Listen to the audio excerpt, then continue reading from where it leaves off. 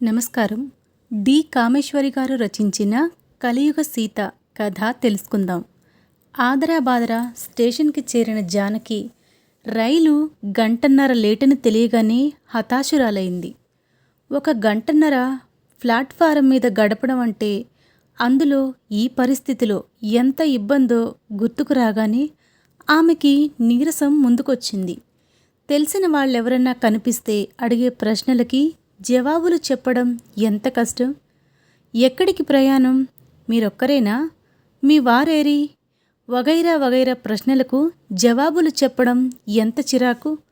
కానీ తప్పదు. జానకి చిరాగ్గా ప్లాట్ఫారం బెంచ్ మీద కూలబడింది. తెలిసిన వాళ్ళెవరూ కనబడకూడదని 1000 దేవుళ్ళకి మొక్కినా ఫెమీనా వెనకాతల మొహం చాటు చేసుకుంది. ఆ దేవుడు జానకి మొర ఆలకించలేదు. ముఖ్యంగా ఎవరి కంటైతే పడకూడదు అనుకుందో ఆ వ్యక్తి చూడనే చూశాడు. దూరం నుంచి జానకిని చూసి పెద్ద పెద్ద అంగలేసుకుంటూ నడిచి వచ్చేశాడు సుధాకర్. హలో హలో, ఏమిటిది? హఠాత్తుగా ఎక్కడికి ప్రయాణం? హడావడిగా దగ్గరికొచ్చి పలకరించాడు. జానకి తలెత్తి బలవంతంగా నవ్వింది.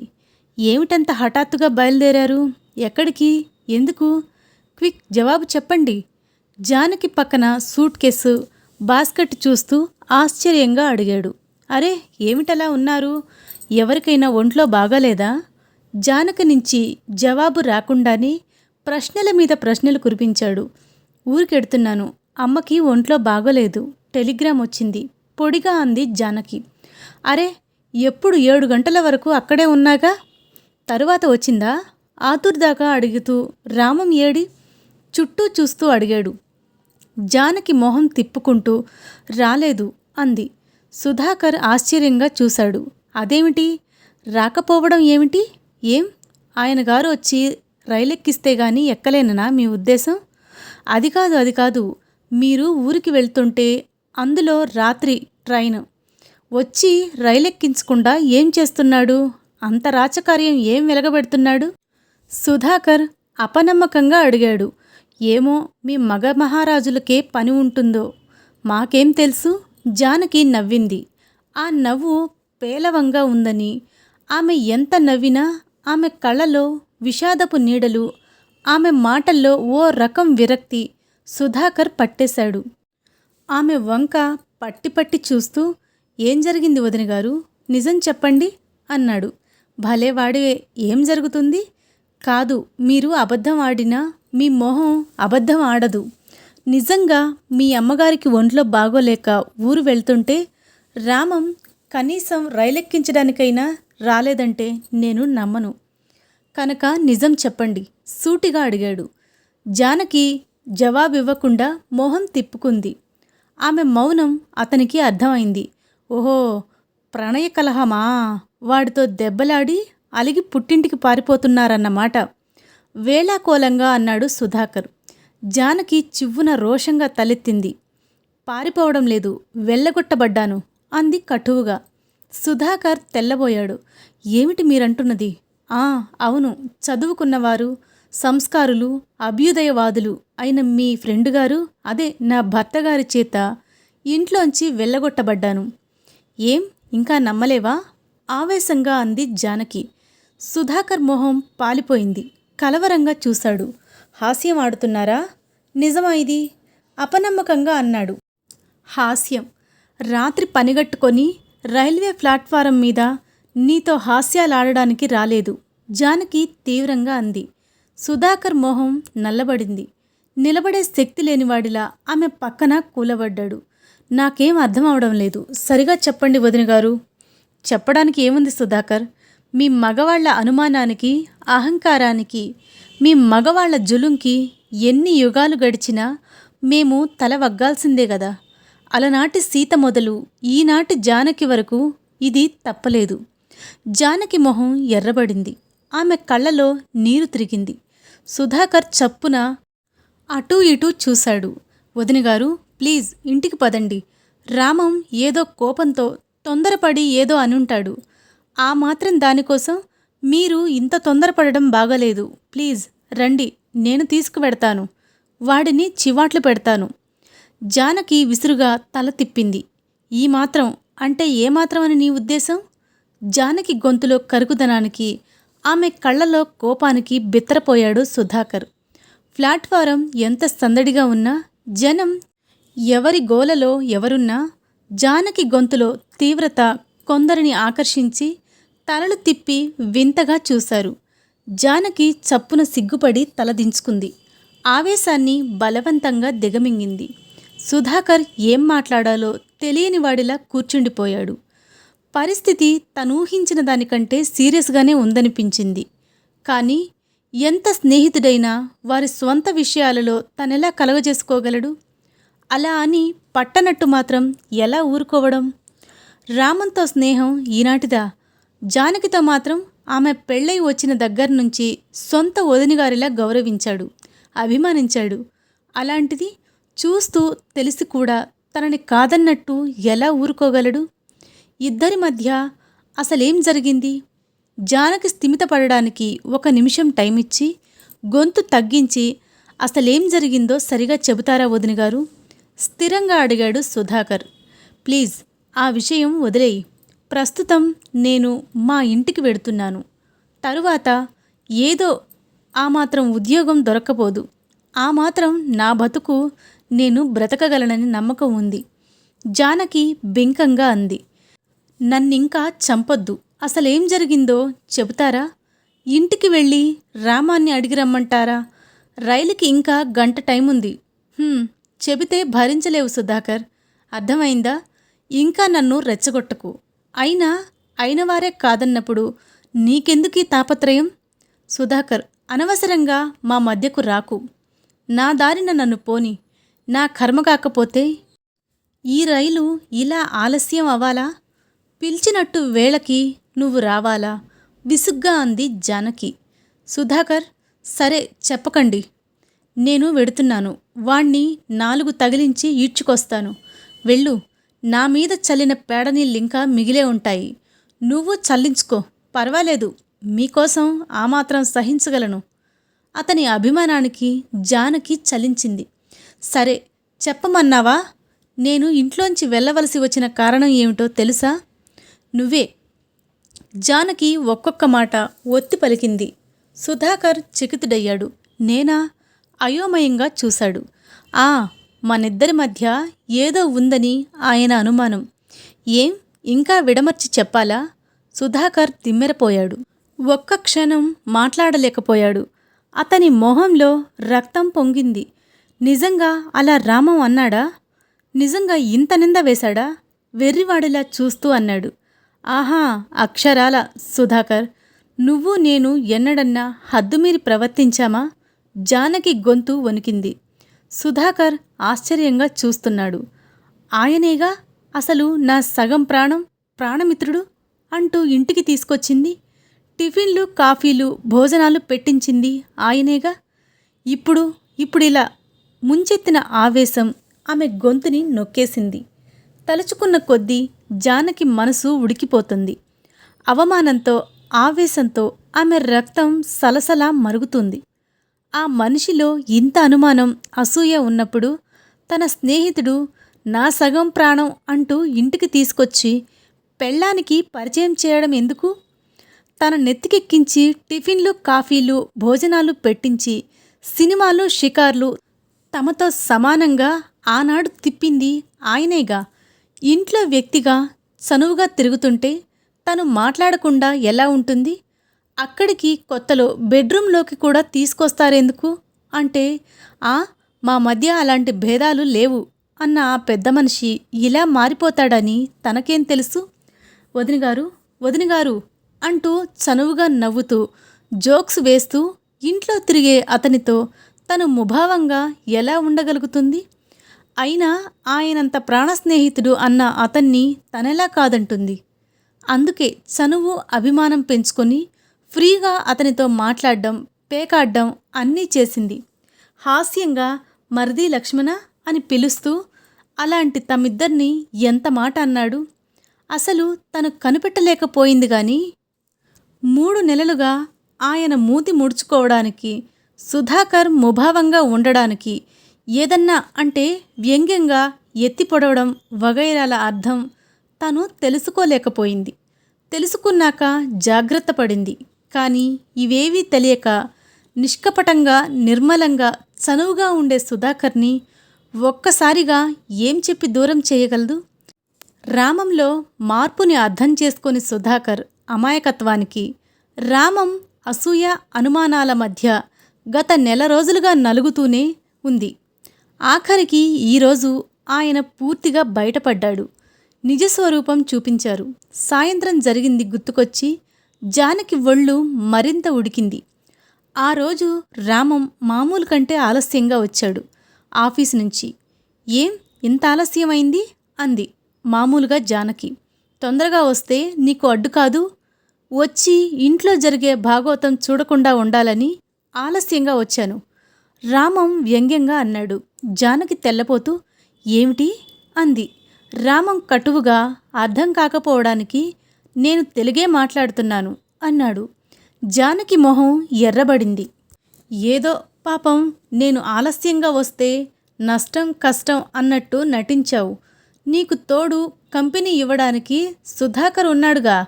ఇంకా ఈ మొగుడి రాకపోకల గురించి నీకెందుకు బాధ? నాకంతా తెలుసు. నీ నటన నా దగ్గర కాదు కటువుగా అన్నాడు. జానకి మొహం ఎర్రబడింది. మీరేం మాట్లాడుతున్నారో తెలుసా? సుధాకర్ గురించా మీ ఈ అనుమానం?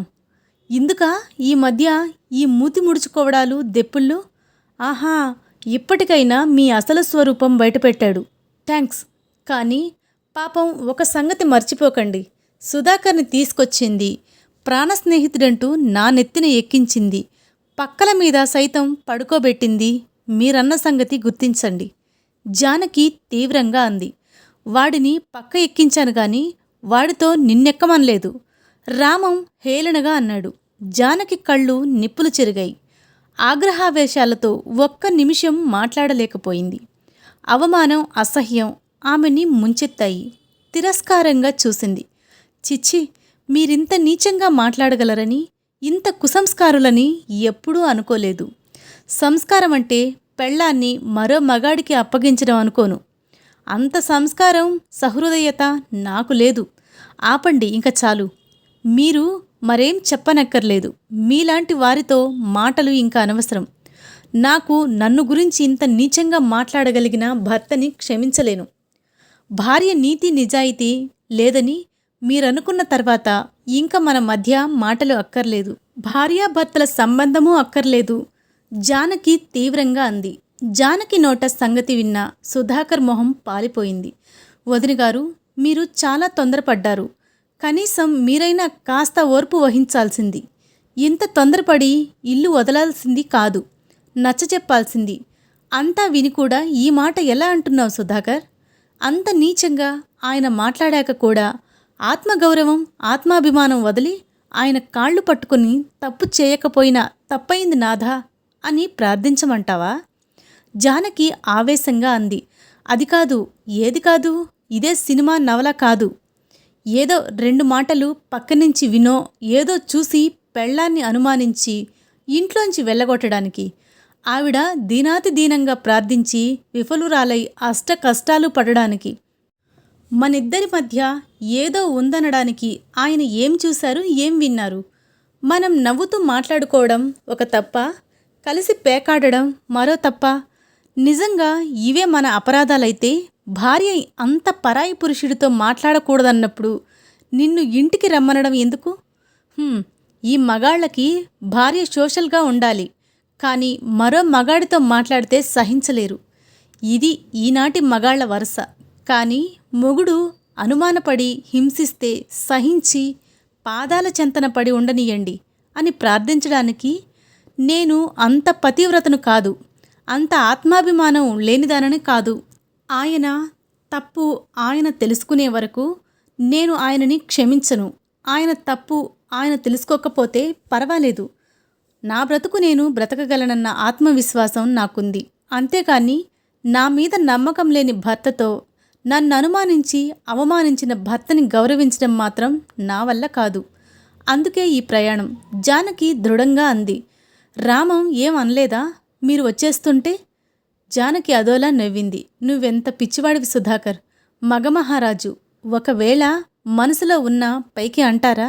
అహం విడిచి భార్యని ఉండమని బ్రతిమిలాడుతాడా? అసలు ఆయన ఈ వ్యవహారం ఇంత దూరం వస్తుందనుకోలేదనుకుంటా. అందుకే నేను ఇల్లు వదులుతున్నానని తెలుసుకోగానే కలవరపడ్డారు. అది పైకి కనిపించకుండా ఉండాలని తంటాలు పడుతూ, ఇదంతా నేను చదువుకున్న దాన్నని, ఉద్యోగం చేసుకో బ్రతికే ధైర్యం ఉంది గనక ఇలా అహంకారంగా ప్రవర్తిస్తున్నానని, మొగుడంటే లెక్కలేదని ఏవేవో ఉక్రోషంగా అన్నారు. ఇల్లు కదిలితే మరి ఇంట్లో ప్రవేశం ఉండదని బెదిరించారు, కేకలు వేశారు. కానీ నేను నిజంగా వచ్చేస్తుంటే ఇంకా ఆయనకి నమ్మకమే 4 రోజులు పుట్టింట్లో ఉండొస్తానని. మొగుణ్ణి కాదని బతికే ధైర్యం నాకు లేదని ఆయనకి చాలా నమ్మకం అనుకుంటా. అందుకే వ్యంగ్యంగా వెళ్ళు 4 రోజుల్లో పుట్టింటి వాళ్ళు తరిమేస్తే అప్పుడు ఎవరి గతో తెలుస్తుంది అన్నారు. సుధాకర్ వ్యధాచిత్తుడై, ఇదంతా నా వల్లే జరిగింది. నేనెంత స్టూపిడ్ని, వాడనుమాన పడతాడనే నేను గ్రహించలేదు. వాడు మూడీగా ఉన్నప్పుడైనా అర్థం చేసుకోకుండా ఫూలిష్గా ప్రవర్తించాను. వదినగారు, ఇప్పుడే వస్తా. వాడికి నచ్చచెప్పి వాణ్ణి వెంటబెట్టుకొనొస్తా అన్నాడు. జానకి కఠినంగా, నువ్వు ఆయన దగ్గరకు వెడితే నా మీద ఒట్టే. నీ సిఫార్సులు నాకనవసరం అంది. సుధాకర్ దీనంగా చూశాడు. వదినగారు, ఇద్దరూ కలిసి నన్నెందుకిలా హింసిస్తారు? నా కారణంగా మీ కాపురం ఇలా అయితే నన్ను నేను ఎలా క్షమించుకోను? ఏం చెయ్యకుండా ఎలా ఊరుకోమన్నారు? కన్నీళ్ల పర్యంతమయ్యాడు సుధాకర్. సుధాకర్, ఈ పరిస్థితిలో నువ్వు చెబితే మాత్రం ఆయన తలకెక్కుతుందనుకున్నావా? లాభం లేదు. నా గురించి నువ్వేం బాధపడకు. నేనేం చచ్చిపోను. మా ఇంటికి వెళ్తున్నాను. రేపు కాకపోతే కొన్నాళ్లకి ఏదో ఉద్యోగం దొరక్కపోదు. ఈలోగా మా వాళ్ళు తరిమేయరనుకుంటాను నవ్వింది పేలవంగా జానకి. సుధాకర్ ఆమె వంక ఒక్క క్షణం అలా చూస్తుండిపోయాడు. తరువాత ఏదో నిశ్చయం చేసుకున్నవాడిలా పెదాలు బిగపట్టి, నా కారణంగా మిమ్మల్ని ఒంటరి అవనీయను. ఆ ఫూల్, ఆ స్టూపిడ్ అన్న మాటలు నిజం చేద్దాం. లేవండి, నా రూమ్కి రండి. నేనున్నన్ని రోజులు మీకే లోటు రాదు. రండి ఆవేశంగా అంటూ లేచి నిల్చున్నాడు. జానకి చకితురాలైంది. ఒక్క క్షణం, మతిపోతుందా నీకు? ప్లీజ్ ఇంటికి వెళ్ళు సుధాకర్. జానకి తల తిప్పుకుంది. పదండి, రావాల్సిందే మీరు చిన్న పిల్లాడిలా మంకుగా అన్నాడు. ఆయన అన్నదంతా నిజమనుకునే అవకాశం ఆయనకి ఇస్తాననుకున్నావా సుధాకర్? లోకం దృష్టిలో మనం దోషులుగా నిలబడడానికి ఎంత మాత్రం ఒప్పుకోను. ఇంకెవరన్నా పర్వాలేదు. నీలో మాత్రం సారీ. అదిగో ట్రైన్ వస్తోంది. Good bye. మర్చిపో నన్ను. జానకి దిగ్గున లేచి నిలబడింది. వెనక్కి తిరిగి చూడనైనా చూడకుండా రైలు ఎక్కిన జానకిని తీసుకుని కదిలిపోయిన రైలును చూస్తూ వెర్రివాడిలా నిలబడ్డాడు సుధాకర్. కాలచక్రం 5 ఏళ్లు గడిచాయి. ఈలోగా జానకి తల్లిదండ్రులు సుధాకర్, రామం జానకిలను కలపాలని చేసిన ప్రయత్నాలన్నీ వ్యర్థమైపోయాయి. తనవి క్షమార్పణ కోరితే కానీ వెళ్ళనని జానకి, ఆమె తప్పయిందని ఒప్పుకుంటే తనకేం అభ్యంతరం లేదని రామం. ఇద్దరికిద్దరు పంతాలు పట్టి బింకంగా రాజీకి అంగీకరించకపోయేసరికి అందరూ నిస్పృహలో వదిలేశారు ఇద్దరిని. కాలం ముందుకు సాగుతూనే ఉంది. జానకికి 4 ఏళ్ల పాప ఇప్పుడు. అనుకోకుండా 5 ఏళ్ల తర్వాత జానకి రామం రైలులో కలిశారు. మొదట రామం జానకిని చూసి మొహం చిట్లించి తల తిప్పుకున్నాడు. తరువాత వద్దనుకుంటూనే జానకికి పక్కనున్న పాపని చూశాడు. రామాన్ని చూసి జానకి చిరునవ్వుతో, బాగున్నారా అంటూ ఆమె ముందు పలకరించింది. జవాబు చెప్పకూడదనుకుంటూనే అప్రయత్నంగా అన్నాడు. కుతూహలం చంపుకోలేక, నీ కూతురా అన్నాడు పాపని చూసి. జానకి చిరునవ్వుతో అంది. పెళ్లి చేసుకున్నావన్నమాట అసూయగా చూశాడు. అంది జానకి నవ్వి. ఎప్పుడు? చాలా రోజులైంది అంది జానకి. అన్నాడు రామం. సుధాకర్నేనా? నాకు తెలుసు చేసుకుంటావని. నా అనుమానం ఒట్టి అపోహేనేమోనని ఇన్నాళ్ళు కాస్త బాధపడ్డాను. నాకు బాధ తప్పించావు, థ్యాంక్స్ హేళనగా అని మొహం తిప్పుకున్నాడు. రైలు ఏదో స్టేషన్లో ఆగగానే మరో కంపార్ట్మెంట్లోకి మారిపోయాడు రామం. ఆ సంఘటనతో ఇద్దరికిద్దరు ఒకరి పట్ల ఒకరికి మిగిలిపోయిన కాస్త గౌరవం, అభిమానం ఏమన్నా ఉంటే పూర్తిగా తుడుచుకుపోయింది. Want to talk with you, come immediately అన్న టెలిగ్రామ్ జానకి నుంచి 20 ఏళ్ల తరువాత అందుకున్న రామం ఆశ్చర్యచకితుడయ్యాడు. ఆనాడు రైలులో జానకిని చూశాక ఆమె పట్ల ద్వేషం పెరిగి ఆ ఆవేశంలో రామం ముందు వెనకాల ఆలోచించకుండా వెంటనే మరో పెళ్లి చేసుకున్నాడు. జానకితో పూర్తిగా తెగతెంపులైపోయినట్టు కొత్త జీవితం ప్రారంభించాడు. మరో 2 ఏళ్ల తరువాత అనుకోకుండా సుధాకర్ని కలిశాడు రామం. జానకి వెళ్ళిన తరువాత, ఆ సంఘటన తరువాత సుధాకర్ రామంని కనీసం చూడను కూడా చూడలేదు. వెంటనే 2 నెలలు సెలవు తీసుకుని వెళ్ళిపోయి ఆ తరువాత అక్కడి నుంచి ట్రాన్స్ఫర్ చేయించుకున్నాడు. సుధాకర్ని చూసి రామం కసిగా, ఓహో, ఎన్నాళ్ళకి దర్శన భాగ్యం, జానకి కులాసానా, మీ అమ్మాయి క్షేమమా అన్నాడు. సుధాకర్ తిరస్కారంగా చూసి, జానకి ఆమె కూతురు క్షేమ సమాచారాలు పట్ల నీకు ఆ మాత్రం ఆసక్తి ఉన్నందుకు సంతోషం, కానీ నీ భార్య నీ కూతురు క్షేమ సమాచారం గురించి అడగవలసింది నన్ను కాదు అన్నాడు కటువుగా. రామం తెల్లపోయాడు. ఏమిటి, ఏమంటున్నావు, నా కూతురా అన్నాడు. ఆ, అక్షరాల నీ కూతురు. జానకి ఇంట్లోంచి వెళ్ళిపోయే నాటికి గర్భవతి అన్న సంగతి ఆమెకి అప్పటికీ తెలియదు. తరువాత 8 నెలలకు పుట్టింది నీ కూతురు. అబద్ధం. జానకికి నీకు పుట్టిన కూతుర్ని నాకు అంటగట్టాలని చూస్తున్నారు. జానకి నువ్వు ఇద్దరూ ఆవేశంగా ఏదో అనబోయాడు. షటప్, వాగకు, జానకి చెప్పింది. ఆ రోజు రైల్లో నువ్వు జానకిని చూసి అడిగిన ప్రశ్నలు, నీలాంటి చదువుకున్న మూర్ఖుడిని చూడలేదు నేను. పెళ్ళంటే అందులో ఒకసారి పెళ్ళైన ఆడదానికి రెండో పెళ్ళి అంత సులువనుకున్నావా? అంత త్వరలో చేసుకునే మొగధీరుడు ఉన్నాడనా నీ ఉద్దేశం? ఒకవేళ చేసుకున్న భర్త బతికుండగా అతని నుంచి చట్టబద్ధంగా విడిపోకుండా ఆమె పెళ్ళాడగలదని ఎలా అనుకున్నావు? అంత స్టూపిడ్స్లా ఎలా ఊహించావు?